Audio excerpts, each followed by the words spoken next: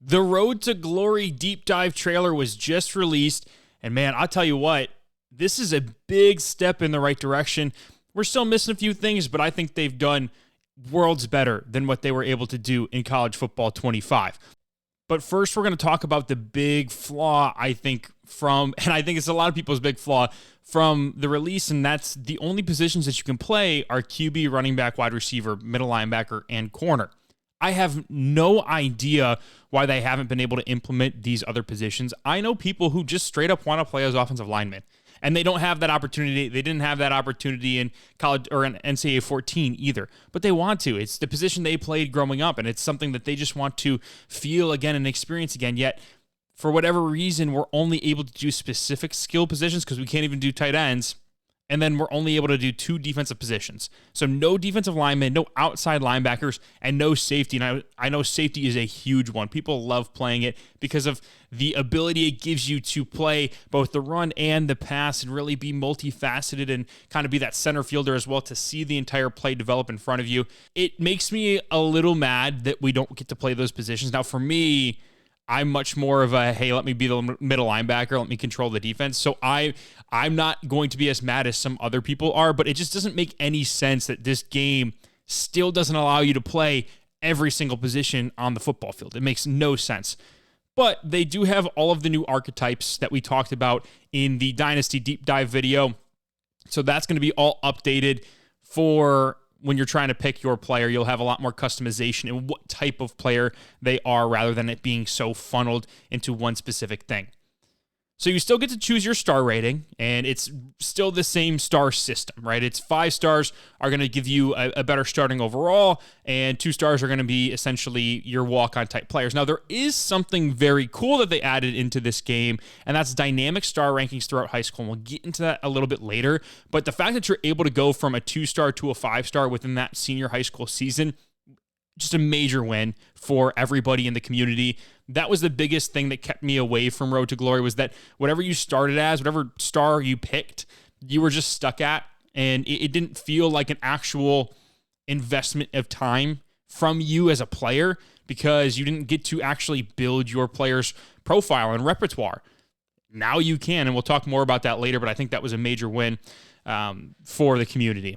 Where you are from is going to have a major impact on the schools that recruit you, especially initially. You're going to see a lot more in-state players. So if you want to make your guy from Wyoming, you're going to see a lot of interest from Wyoming, the Utah schools, the Colorado schools, but you're not going to see, teams from the East Coast be interested until you become much more of a national brand. And at that point, you're going to see far fewer of the group of 5 schools interested, and it's going to be more of those nationally branded schools like your Texases and Floridas and Georgias. Those are going to be the teams that are going to be interested in you as you grow if you're from one of those smaller states. When you are creating your player in the high school, there are only 6 mascots, but you can add more from the team builder for more control. I wish they would add more. It feels like they didn't allow for maximum customization in Road to Glory, and that's where I'm a little disappointed. It feels like they're trying to fit you in a box, and I wish that they would allow you to really create your school without having to jump through the hoops of team builder. It is nice that they allow you to have that avenue and facility to do so, but in NCAA 14, I didn't think there was an issue with the ability to just, hey, pick your schools, where your school is and the school mascot, type it in, and create your own uniform set from this preset list of like 50 different uniform types that they had. You'll have to go in and spend time and actually create your own if you want to, do something other than the basic 6 that they have. You do get to customize your stance, which is nice. So if you're the quarterback, you can change your under center, your shotgun, your running backs. You can do your 2-point stance, wide receivers 2-point stance, and linebacker and corner the same thing. So there's a little bit of customization there in how your player sets up. Other than that, you will have some control over your gear. They didn't really show what gear was in the game, and I know there's a bunch of people that really want to see a increase in the equipment that's available. I didn't see that in the deep dive. They didn't mention it in the blog, so really don't know what's going on with that. But high school being back, like I already mentioned, is such a massive improvement from 25. The fact that it wasn't in 25 in the first place is wild to me. That was some of my favorite moments from playing NCAA 14 was being able to play in high school and develop yourself as a high school recruit. What I will say is that they've probably found a happy medium for a lot of people. You aren't able to play entire high school games, which for me, I loved playing the entirety of the games. It was a lot of fun for me. But I've talked to a lot of people who eventually got to a point where they were just simming high school games because they were bored of playing inferior competition and they had a bunch of offers already, and so they weren't too worried about increasing that. They had already known where they wanted to go to school. So I think that this is a good middle ground between those two people. I would like the ability to choose which experience you have, but I'm not going to act like this is a deal breaker for me. But you will be able to pick 4 moments out of 5, I think they had, or 6, depending on where you're at in your recruitment journey, to play the moments to increase your tape score. So teams will have thresholds that you have to meet in order to gain interest from them. That is called your tape score. Now, this threshold is determined through team prestige, scheme fit, motivations that you will have to answer as you become a high school recruit from your creation screen. Your proximity to campus is going to be important here. The team needs, so the team recruiting you, do they have a spot for you on their roster? And then your answers in scenarios and other off-the-field decisions will also have major impacts on those thresholds and where a team sees you as a fit in their program. So those tape scores are going to impact how interested a team is in you. The higher your tape score, the more likely they're going to give you some of those better tiered offers, and we'll get into that later as well. So those motives that you're going to set for your recruiting process are going to be on an initial interview after that creation screen, and it's going to determine that initial school interest and how well you align with certain schools. The schools you align more with are going to have lower thresholds for that tape score. The schools that you don't align with are going to have higher thresholds for that tape score. So really keep that in mind when you're creating your prospect and where you want to go. Try to align it as much as possible with the school that you're most interested in. So you're also going to have your own board of teams that will show you their interests in you. It's going to be a great way to compare what schools are able to offer you, what the tape score is, and how you improve that. Also going to allow you to see the other prospects that schools are targeting. So there's this dynamic recruiting pool of 4,100 other recruits, and no pool is going to be the same dynamic. So your experience is going to be different from your friend's experience, which is awesome. I love that customizable experience for that specific player. So the way it works essentially is you can check what other prospects that school is pursuing and whether or not there's some positional overlap, because if there is, teams will pull offers from you if they get a commitment from another player at that position, or they'll decrease the tier of offer that they had previously offered you. So it's something to keep in mind when you're going through your process and there's a school you're really interested in. Just keep in mind what other prospects at your position group that they have offered or that they are interested in, so that you can avoid losing your offer or having it downgraded because you didn't see it beforehand.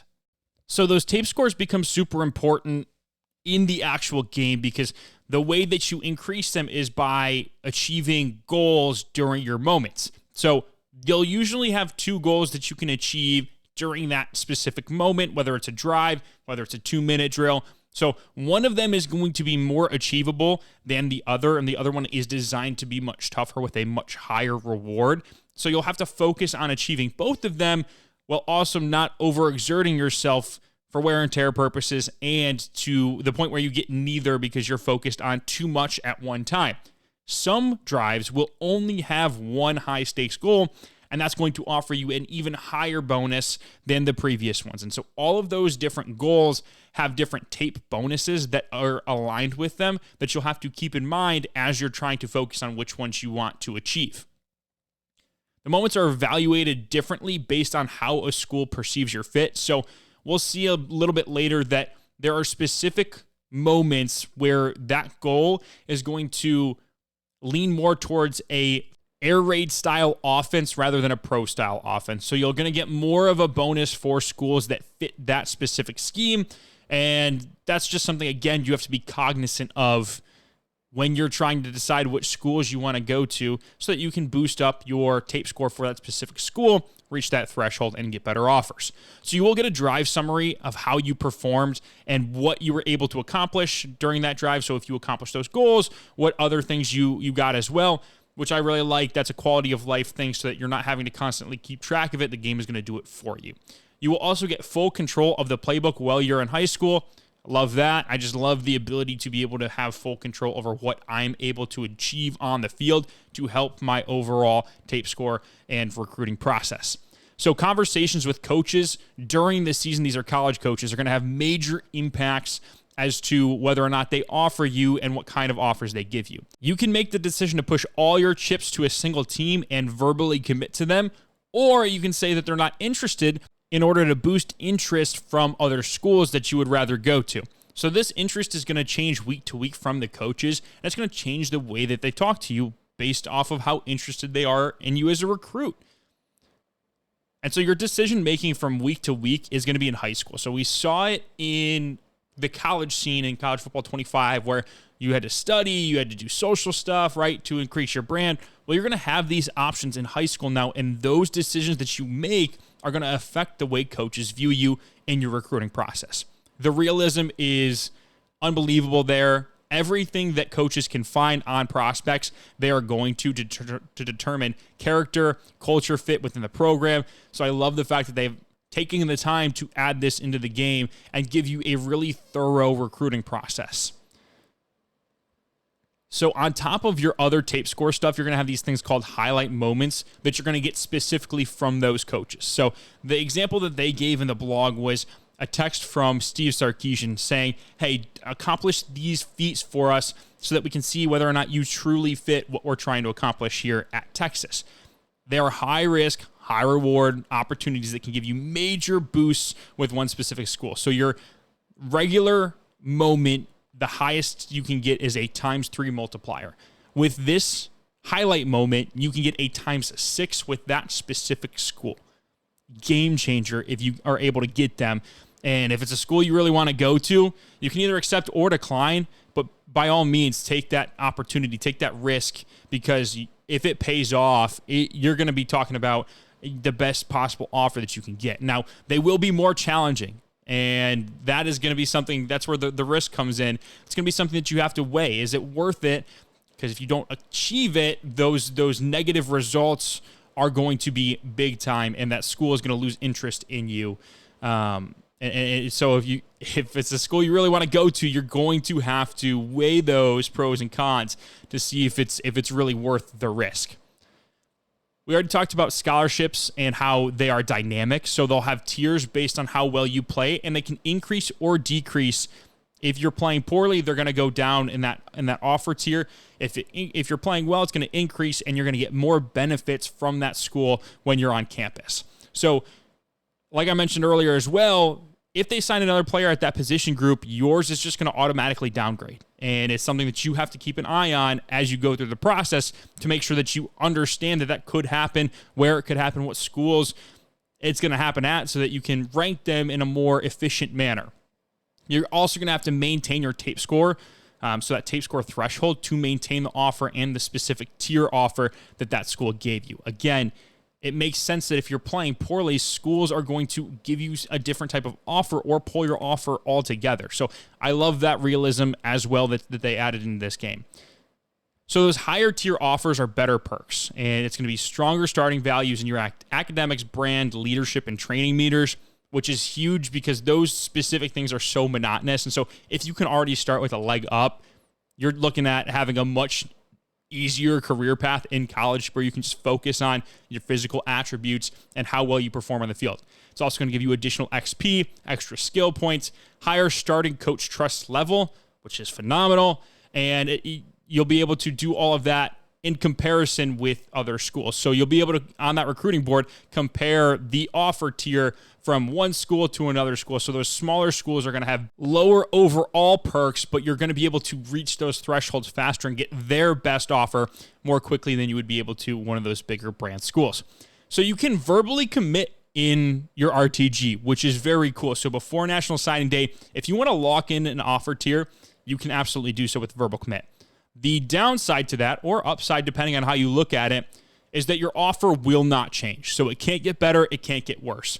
If you have a tier 2 offer, you're never going to be able to reach that tier 1 unless you decommit, but you're also never going to drop to tier 3 or potentially lose your offer, which again, it's weighing those pros and cons. If it's a school you really want to go to and you're already at that tier 1 offer from them, Verbally commit so you don't have to worry about it.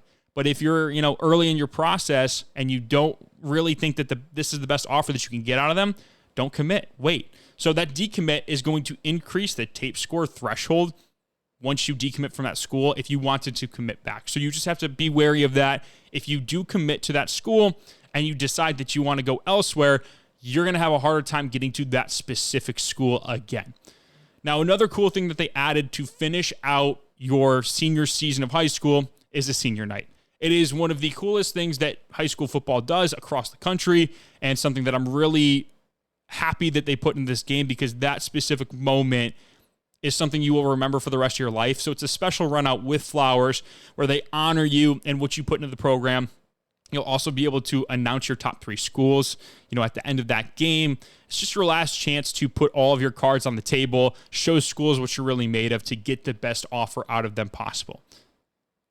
And then that leads you into signing day. So signing day has an actual presentation now, which is huge. In 14, it was nothing. Obviously, in 25, you just picked your school, which was super boring. This allows you to pick between those top 3 schools that you just set, and you can pull fakes with the hats. So there's going to be 3 hats lined up on the table, and they literally said in the blog, if you want to pick up a hat and throw it across the room, you can do so. Which, again, you're going to have people having a lot of fun with that, which is just a nice little detail that they added to, make a more immersive experience in your RTG that I really like. Just the ability to have that presentation and have that moment where you get to decide is a lot of fun.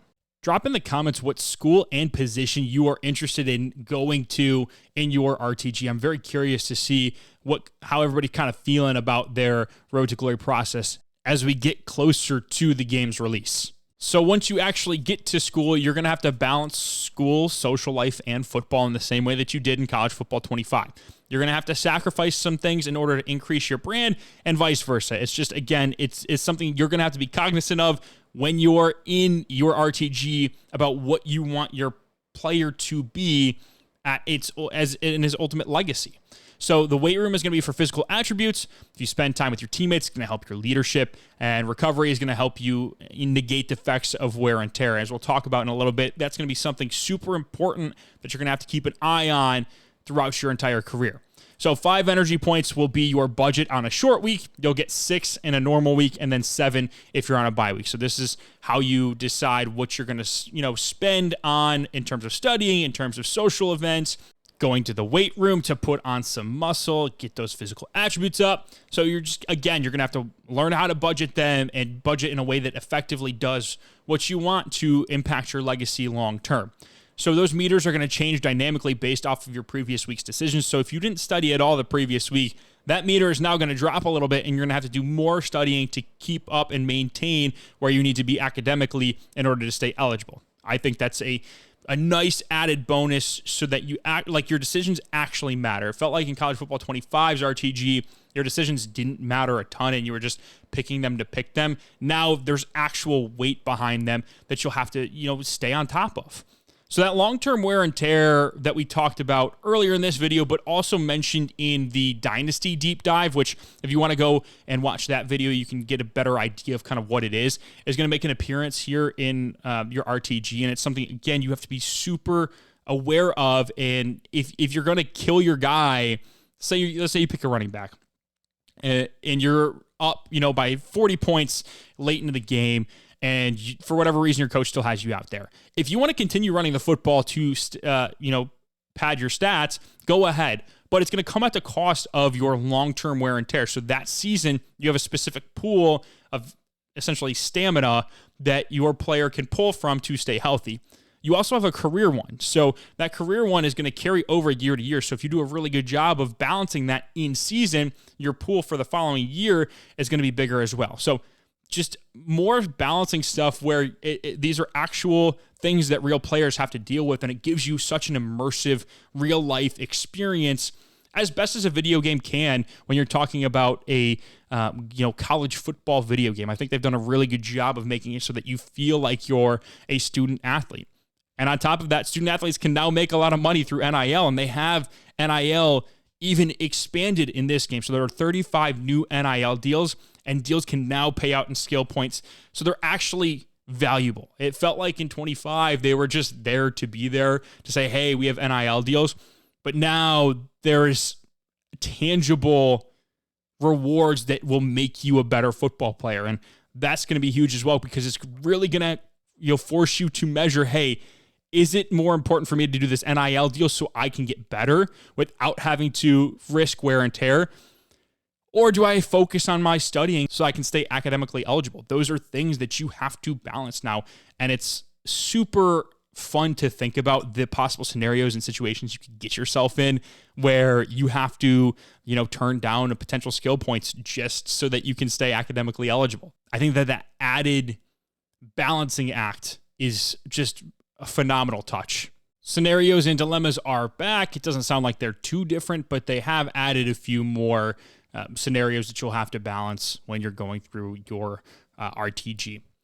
Coach happiness is new. It works in tandem with coach trust, but it's not the same thing. So talking about coach trust first, it has more rewards post winning the starting job. So last year, once you won the starting job, there really weren't many things that you needed to do except to win football games. Now you'll actually have rewards post winning that starting job that you still need to work for. So you got play swaps, so you get a new set of plays to choose from. You get increased number of plays, so you'll start with 1 play to choose from during a play call, and you'll work up to 2, then 3, 6, 9, 15, all the way up to full playbook access when you've achieved max coach trust. You'll be able to audible, again, just changing the play at the line of scrimmage, hot routes, adjusting your receiver or defender assignments if you want to play on defense, QB productions if you're the QB, and defensive adjustments if you are the linebacker or corner. Position battle scores to beat are now scaled for what position you're battling for. So if you're going from QB4 to QB3, it's going to be a lot easier to do that than going from QB2 to QB1. Again, that just seems so obvious. They didn't have it in last year. They do now. It's a good fix for a problem that probably shouldn't have existed in the first place, but we have it now. So be happy about that. Coach happiness is the new thing that they've just added into the RTG, and it's a week-to-week happiness score. So coach trust is more of an all-encompassing yearly and career-long thing.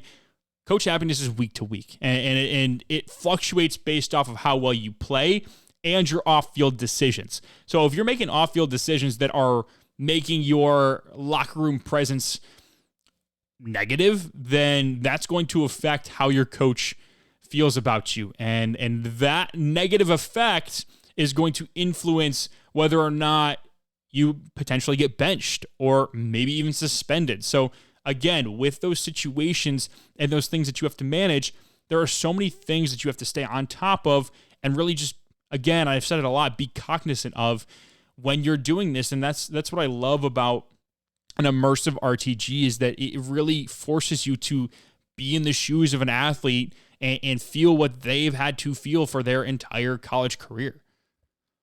So game performance is going to be the biggest driver of your coach happiness. If you win games and make big plays, your coach will be happy. Like there's no sugarcoating it. There's no beating around the bush. You win games and you play well, your coach happiness rating will be up there.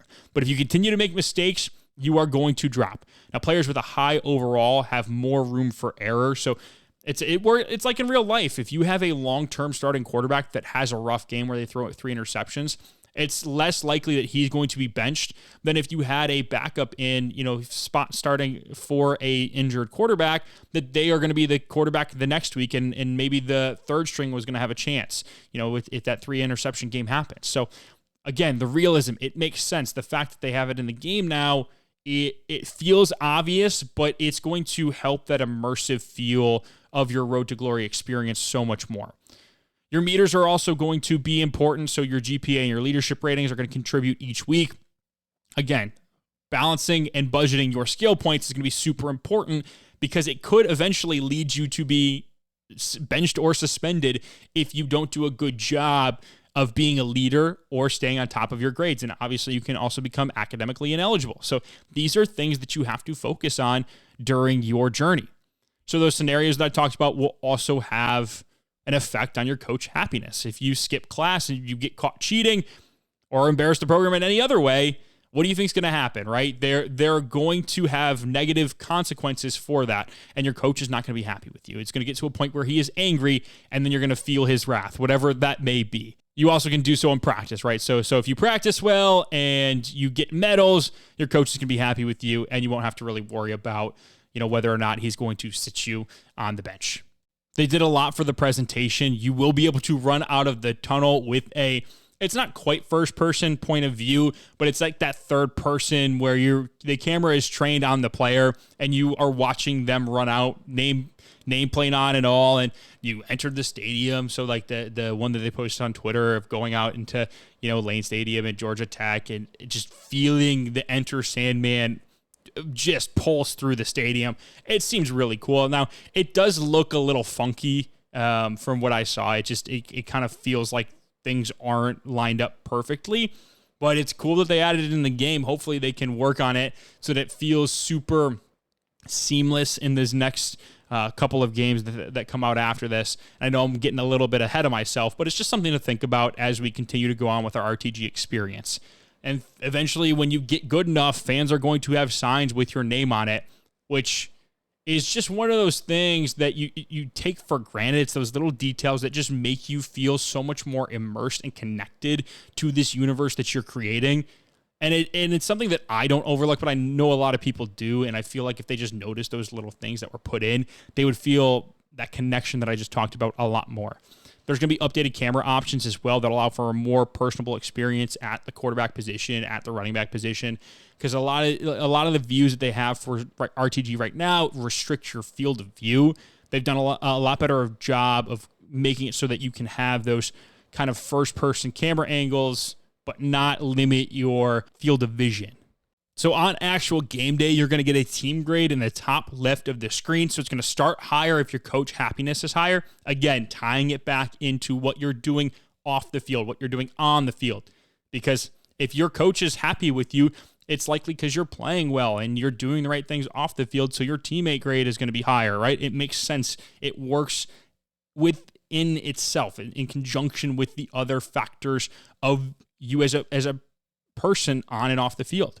If your grade drops to an F, you will be benched for at least one quarter. And when you come back, your team grade will be a D+. And so there's not much room for error there. If you do get the opportunity to come back on the field, you better take that second chance and do as much as you can with it, because there's not a lot of room for error there, like I already mentioned.